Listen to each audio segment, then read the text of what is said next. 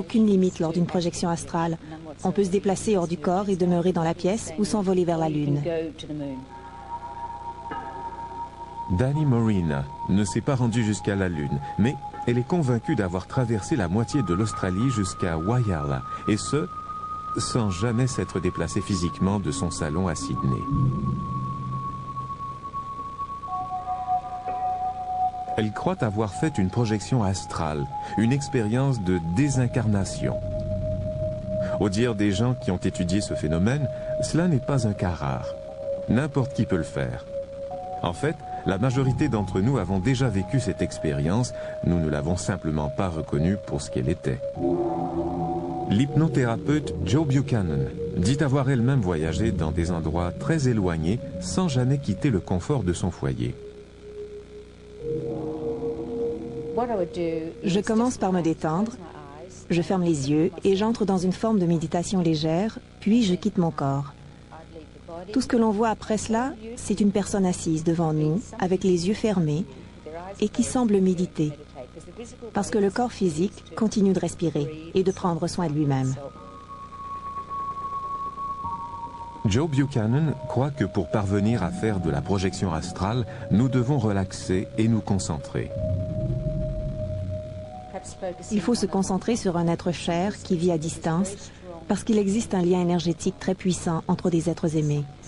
Il faut penser à quelqu'un comme sa mère, sa fille ou un conjoint. Il est très facile de voyager vers ces personnes, mais il faut se concentrer sur elles. C'est exactement ce qu'a fait Dani Morena, écrivain pigiste et diffuseur de Sydney. Cela fait plusieurs années qu'elle n'a pas vu sa famille qui habite au sud de l'Australie. Elle s'ennuie de sa mère et de son père, d'autant plus qu'il doit y avoir une réunion de famille. En effet, le frère de son père vient de débarquer à Whyalla, après avoir vécu 40 ans aux États-Unis. Mais Dani ne peut être présente, du moins pas physiquement. Elle a lu des articles sur la projection astrale et un dimanche après-midi, elle décide d'essayer pour voir si une partie d'elle pouvait traverser des milliers de kilomètres pour être avec sa famille.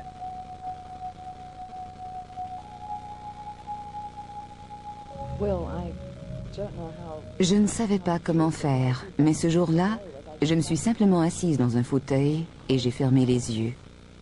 Je me souviens que mon désir et ma détermination étaient très intenses. Je voulais désespérément rendre visite à ma famille. J'ai fermé les yeux et j'ai imaginé la route à parcourir en voiture. C'est là que la projection a commencé. Ensuite, j'ai essayé de voler. Mais je n'allais nulle part. Soudainement, je suis devenue une boule d'argent à peine plus haute que moi. Je me souviens de ma surprise quand c'est arrivé, mais je ne voulais pas m'attarder là-dessus et rater l'expérience qui allait suivre. Je ne me souviens pas vraiment d'avoir traversé le pays. Je n'ai vu que la brousse et j'ai traversé Victoria, puis je suis arrivée au sud de l'Australie. Je ne voyais pas le paysage, je suis simplement apparue devant la porte de la maison de mes parents. Alors qu'elle flotte vers la maison, à moins de 30 cm au-dessus du sol, Dani se souvient avoir remarqué la présence d'une voiture bleue stationnée dans l'entrée. Elle ne sait pas combien de temps son voyage entre Sydney et Whyalla a pu prendre. Elle ne se souvient d'aucun point de repère pendant le trajet. Tout ce qu'elle sait, c'est que son désir ardent d'être à la maison semble s'être réalisé. Je flottais à 30 cm au-dessus du sol. Je glissais jusqu'à la maison. J'ai remarqué la corde à linge. Il y avait 2 grandes nappes carrées étendues dessus. Je suis entrée par la porte arrière et j'ai vu ma mère qui roulait des pâtisseries ou quelque chose du genre. Mais je suis certaine que c'était de la pâte. Je ne sais pas si elle faisait des gnocchis ou des chaussons. Mon père était assis à la table, là où il a l'habitude de s'asseoir, et son frère était à côté de lui. Mon père portait une salopette verte et mon oncle en avait une bleue. J'ai également remarqué les vêtements que portait ma mère. Dani ne se souvient pas avoir entendu quoi que ce soit, pas la moindre bribe de conversation. Rien ne semble indiquer non plus que sa famille ait été consciente de sa présence dans la maison. Mais elle voit clairement certaines choses qui la troublent, ainsi que certains petits changements, particulièrement dans son ancienne chambre à coucher. J'ai remarqué des rideaux ou des draps avec un motif floral qui n'avait jamais été là auparavant. Le savon dans la salle de bain était très inhabituel. Je me suis déplacée jusqu'au couloir près du salon. J'ai regardé dehors et j'ai vu ce qui se passait dans la cour chez le voisin et l'activité dans la rue. La dernière chose dont Danny se rappelle, c'est l'activité dans la cour du voisin. 3 enfants qui jouent dans le jardin. Brusquement, j'étais de retour dans mon corps et je me suis dit que c'était extraordinaire. Je me suis précipitée sur le téléphone pour appeler ma mère. Je lui ai directement demandé « Maman, parle-moi de la voiture bleue stationnée dans ton entrée ». Elle m'a dit « C'était celle des invités, ils sont partis ». Je lui ai demandé de me parler des 3 enfants sur le gazon des voisins. Elle m'a dit que c'était les petits-enfants qui rendaient visite aux grands-parents. Je ne savais pas qu'ils avaient des petits-enfants, parce que j'étais partie depuis plusieurs années. Puis, je l'ai questionnée sur la barre de savon rose dans la salle de bain, et elle a dit « Oh, c'est oncle Benny qui l'a apporté ce matin ». Je lui ai dit « De quoi parles-tu? Tu as fait un rêve ?» Et elle m'a dit « Non, j'ai seulement vécu une expérience. » Contente-toi de répondre à ma question. Je veux savoir si ce que j'ai vu est vrai. Mais pour Anna, la mère de Danny, cet appel qu'elle a reçu chez elle à Whyalla est sur le point de devenir encore plus étrange. Danny commence à décrire son ancienne chambre à coucher dans laquelle elle n'a pas remis les pieds depuis plus de 2 ans. La pièce au motif floral. Il semblerait que je me sois trompée sur un point. Je croyais avoir vu les rideaux, mais il s'agissait en fait d'abat-jour. J'avais au moins remarqué le motif floral. Ensuite, je lui ai dit « Parle-moi des nappes. Tu as 2 nappes carrées avec des motifs accrochés sur la corde à linge. » Elle a dit « Oh, je viens les acheter. » Elle lave toujours tout ce qu'elle vient d'acheter avant de l'utiliser.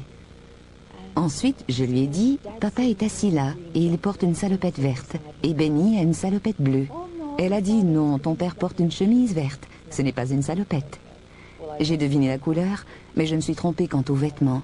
Mais oncle Benny portait effectivement sa salopette bleue. Et évidemment, il y a le fait que Danny soit persuadée que sa mère roulait des pâtisseries, qu'elle préparait quelque chose, soit des gnocchis ou des chaussons. En effet, je préparais les gnocchis. Tu m'as interrompu en pleine préparation du dîner. Tu sais à quel point les hommes sont affamés? Je trouvais ça incroyable. Comment pouvait-elle voir toutes ces choses?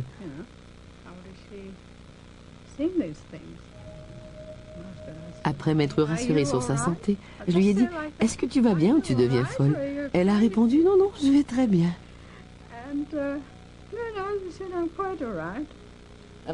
Quand j'ai raccroché, je me suis demandé comment j'avais fait ça. C'était fantastique.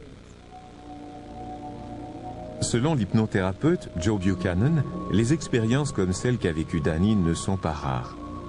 La projection astrale n'est pas un phénomène récent. Elle remonte à l'Égypte des temps anciens. Aujourd'hui, des milliers de gens ordinaires affirment avoir effectué le même genre de voyage que Danny. Si on se laisse obséder par l'idée de le faire, ça finit par nous faire perdre la tête. Il vaut mieux se détendre au maximum. Plus on est détendu et plus grandes sont les chances d'y parvenir. Si on se stresse avec l'idée de réussir, cela rend les choses plus difficiles. On doit vraiment être détendu et se laisser aller pour arriver à le faire. Cette expérience qui a transporté Danny en pensée dans sa famille lui fait entrevoir une vaste gamme de possibilités. Des possibilités qu'elle est déterminée à explorer. Notre esprit et notre cerveau sont des outils formidables dont nous ignorons presque tout. Je crois qu'un jour nous allons réaliser que nous n'en utilisons qu'une infime partie et qu'il existe tout un monde que nous n'avons pas encore découvert.